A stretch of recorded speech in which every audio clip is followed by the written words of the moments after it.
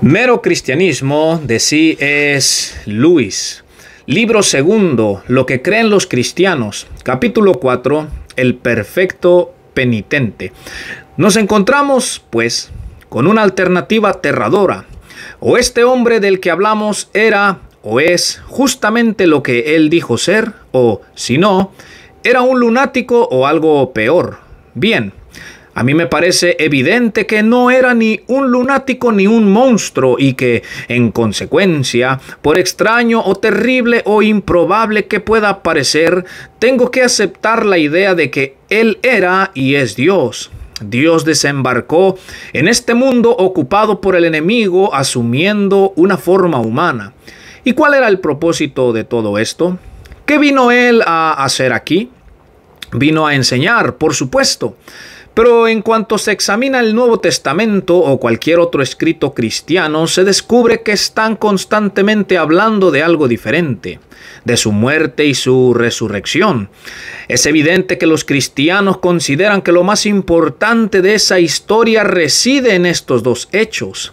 Creen que lo más importante que Él vino a hacer a la tierra fue sufrir y ser crucificado.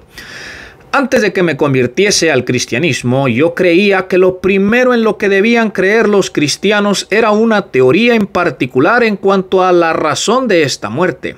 Según esa teoría, Dios quería castigar a los hombres por haberle abandonado y haberse unido al gran rebelde. Pero Cristo se ofreció como voluntario para ser castigado en lugar de ellos, y de ese modo Dios nos perdonó a nosotros. Ahora admito que ni siquiera esta teoría me parece tan inmoral y tan tonta como solía parecerme, pero ese no es el punto al que yo quería llegar. Lo que llegué a comprender más adelante fue que ni esta teoría ni ninguna otra son el cristianismo.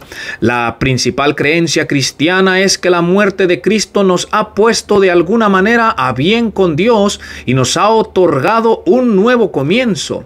Las teorías acerca de cómo su muerte logró esto son un asunto aparte. Se han elaborado muchas y muy diferentes acerca de cómo funciona esto. Pero en lo que todos los cristianos están de acuerdo es en que funciona. Os diré cómo lo veo yo. Cualquier persona sensata sabe que si uno está cansado y tiene hambre, una buena comida le hará bien.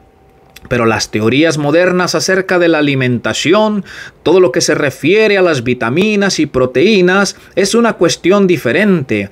Las personas comían y se sentían mejor mucho antes de que se oyese hablar de las vitaminas. Y si alguna vez se abandona la idea de las vitaminas, los hombres seguirán comiendo igual que siempre. Las teorías acerca de la muerte de Cristo no son el cristianismo, son explicaciones de cómo esa muerte funciona. No todos los cristianos estarían de acuerdo en cuanto a la importancia de estas doctrinas. Mi propia iglesia, la iglesia anglicana, no establece ninguna de ellas como la única verdadera. La iglesia católica va un poco más allá, pero creo que todas estarán de acuerdo en que el hecho en sí es infinitamente más importante que cualquier explicación que los teólogos hayan podido ofrecernos. Opino que estos probablemente admitirían que ninguna explicación será jamás del todo adecuada a la realidad. Pero como dije en el prefacio de este libro, yo no soy más que un profano. Y en este punto nos adentramos en aguas profundas. Solo puedo deciros, por lo que pueda valer, cómo yo personalmente considero este tema. En mi opinión, las teorías no son en sí mismas lo que se os pide que aceptéis. Sin duda muchos de vosotros habéis leído a Jeans o a Eddington. Lo que ellos hacen cuando quieren explicar el átomo o algo parecido es daros una descripción a partir de la cual podéis haceros una imagen mental. Pero luego os advierten que esta imagen no es aquello en lo que en realidad creen los científicos. En lo que los científicos creen es una fórmula matemática.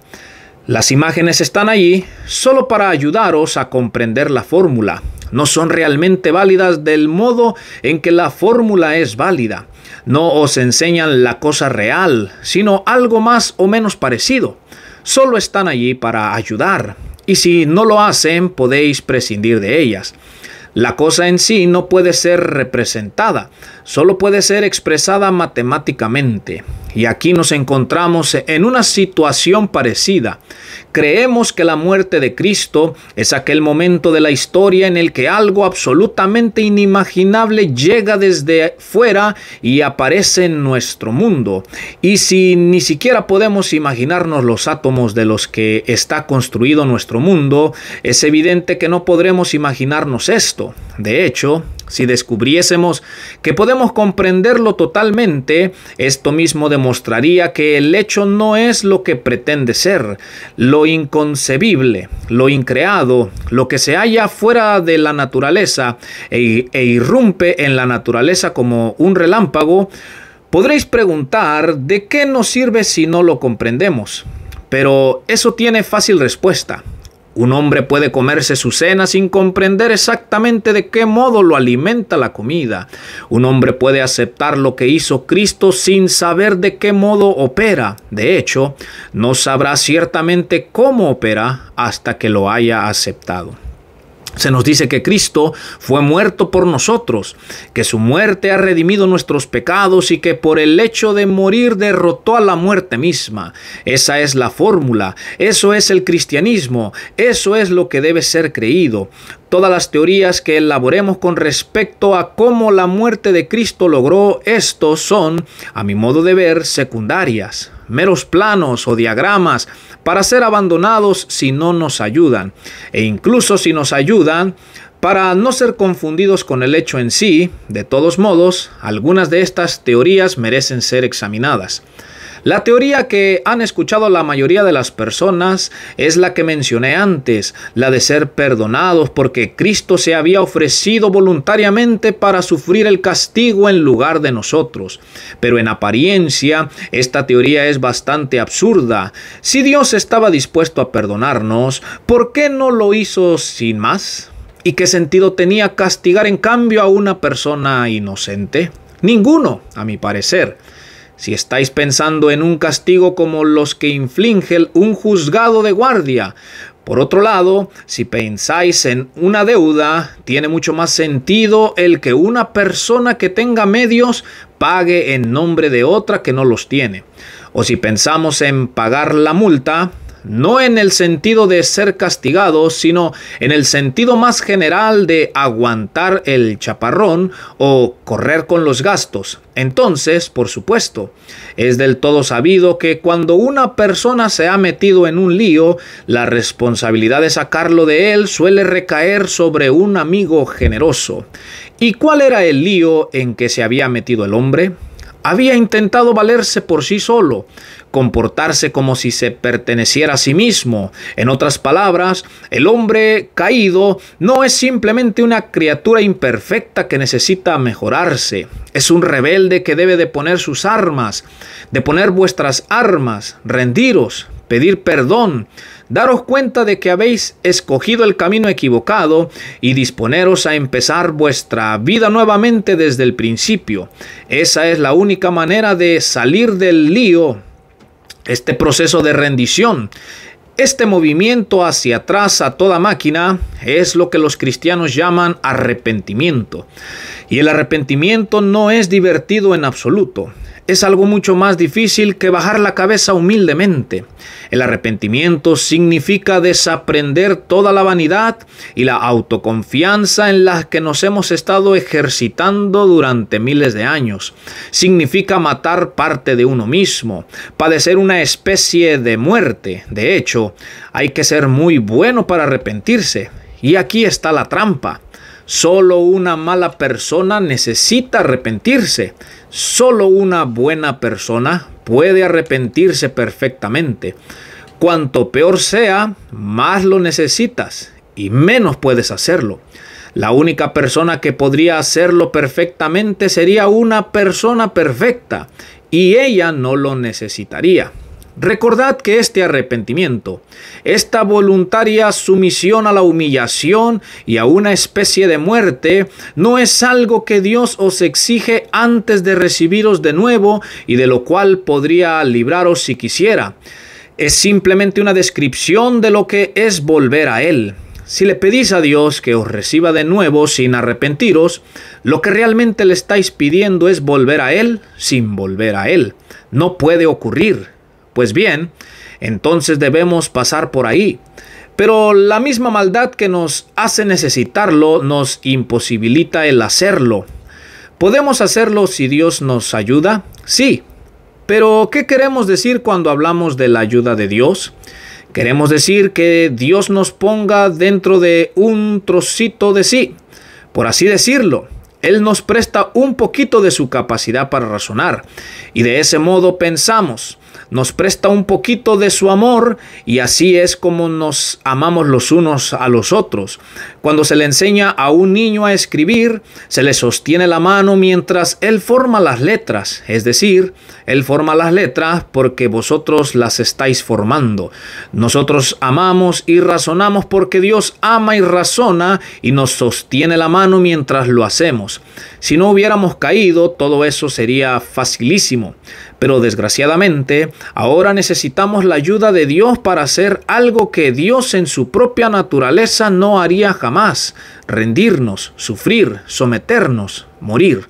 Nada en la naturaleza de Dios corresponde a este proceso en absoluto, de modo que el único camino para el que ahora necesitamos más que nunca la ayuda de Dios es un camino que Dios en su propia naturaleza jamás ha recorrido. Dios solo puede compartir lo que Él tiene y esto en su propia naturaleza no lo tiene. Pero supongamos que Dios se hace hombre. Supongamos que nuestra naturaleza humana, que puede sufrir y morir, se amalgamase con la naturaleza de Dios en una persona. Esa persona entonces podría ayudarnos.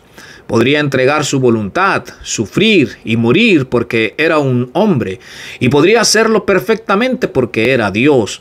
Vosotros y yo solo podemos pasar por este proceso solo si Dios lo hace en nosotros, pero Dios solo puede hacerlo si se hace hombre.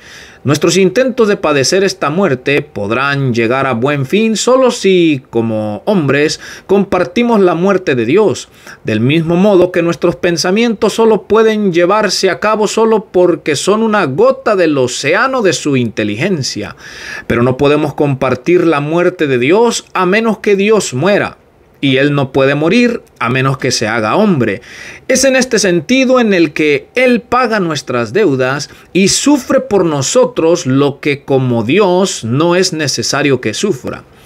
He oído decir a algunos que si Jesús era Dios, además de hombre, su sufrimiento y su muerte pierden todo valor para ellos, porque tiene que haber sido muy fácil para Él. Otros pueden, con razón, rechazar la ingratitud y descortesía de esta objeción. Lo que a mí me asombra es el malentendido que revela. En un sentido, por supuesto, aquellos que la hacen tienen razón. Incluso se han quedado cortos.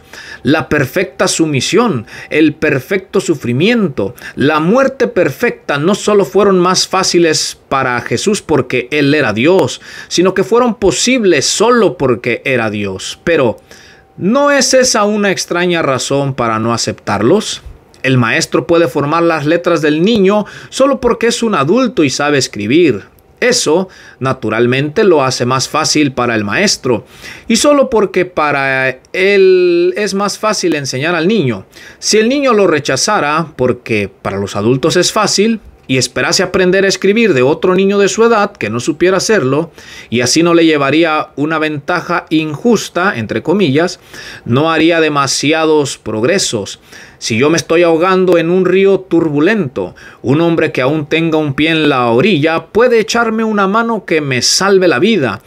Debería gritarle entre jadeos: no, no es justo, tú tienes ventaja, aún tienes un pie en la orilla. Esa ventaja, llamadla injusta si queréis, es la única razón por la que ese hombre puede serme útil. ¿A quién recurriréis en busca de ayuda sino a aquel que es más fuerte que vosotros? Esa es mi manera de entender lo que los cristianos llaman redención, pero recordar que esto es solo una imagen más. No lo confundáis con la cosa en sí, y si no os ayuda, abandonadla.